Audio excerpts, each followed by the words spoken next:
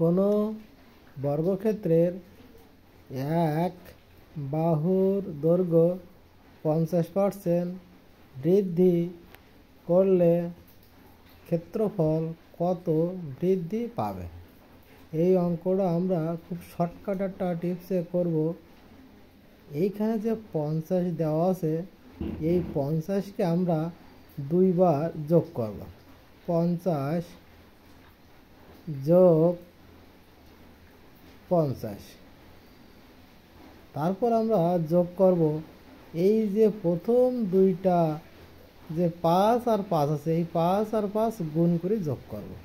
তাহলে 5 5 25, তাহলে 50 যোগ 50 যোগ 25, তারপরে 125। এখানে আমরা পার্সেন্ট দেব। এটা হচ্ছে আমাদের শর্টকাট টিপস। তাহলে আমাদের অ্যান্সার ঘ নম্বর। আমরা আরেকটা অঙ্ক করব।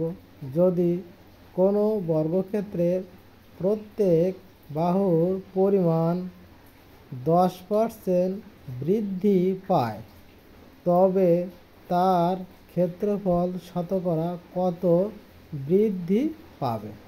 ওই একই নিয়মে আমরা এই যে 10% আছে, এই 10 আমরা দুইবার যোগ করব।